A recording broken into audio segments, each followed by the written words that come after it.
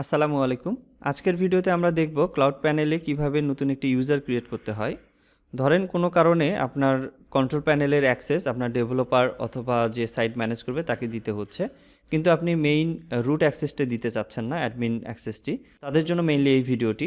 তো নতুন একটি ইউজার ক্রিয়েট করার জন্য প্রথমে আপনার ক্লাউড প্যানেলের যে কন্ট্রোল প্যানেল এখানে লগ ইন করে নেবেন। এরপর টপবার মেনু থেকে অ্যাডমিন এরিয়া এই অপশনে ক্লিক করবেন। নতুন একটি ইউজার ক্রিয়েট করার জন্য এখানে অ্যাড ইউজার এই বাটনে ক্লিক করবেন। এরপর ইউজার নেমের জায়গায় আপনি একটি ইউজার নেম টাইপ করবেন, যে ইউজার নেম দিয়ে এখানে লগ ইন করতে হবে, মানে আপনার কন্ট্রোল প্যানেলে লগ ইন করবে। যেমন আমি তার নাম দিয়েই একটা ইউজার এখানে টাইপ করলাম। এরপর ইমেল অ্যাড্রেসের জায়গায় তার ইমেল অ্যাড্রেসটি দিবেন যার জন্য আপনি এই ইউজারটি ক্রিয়েট করছেন। ওকে, যার জন্য আপনি এই ইউজারটি ক্রিয়েট করছেন তার নাম এখানে আপনাকে টাইপ করতে হবে। তার ফার্স্ট নেমের জায়গায় ফার্স্ট নেম এবং লাস্ট নেমের জায়গায় তার লাস্ট নেমটা টাইপ করবেন। এরপর এখানে একটি পাসওয়ার্ড সেট করবেন। ডিফল্টভাবে একটা পাসওয়ার্ড দেওয়া থাকবে, আপনি চাইলে এটিও ইউজ করতে পারেন। তো এটি ইউজ করার জন্য এখানে পরবর্তীতে লগ ইন করার জন্য এটা আপনি কপি করে রাখবেন। এরপর স্ট্যাটাস এখানে অ্যাক্টিভ থাকবে।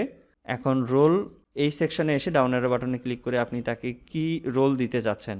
ইউজার হলে ইউজার, অ্যাডমিন হলে অ্যাডমিন এবং সাইট ম্যানেজার হলে সাইট ম্যানেজার। তো আমি এখানে সাইট ম্যানেজার হিসেবে অ্যাড করে নিচ্ছি এবং টাইম জোন সেকশন থেকে ডাউন অ্যারো বাটনে ক্লিক করে তো আমি এখানে এশিয়া ঢাকায় এটাই দিয়ে দিচ্ছি।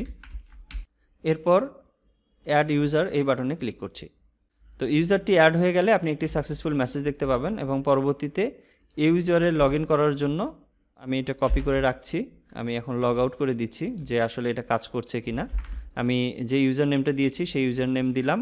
এরপর যে পাসওয়ার্ডটি সেট করেছিলাম সেই পাসওয়ার্ডটি দিয়ে লগ ইন বাটনে ক্লিক করছি।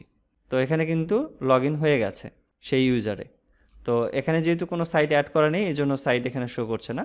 তো এই ছিল আজকের মতো ভিডিও। এই ভিডিওর কোনো পার্ট যদি আপনার বুঝতে অসুবিধা হয় সেক্ষেত্রে এই ভিডিওর কমেন্ট সেকশনে জানাতে পারেন।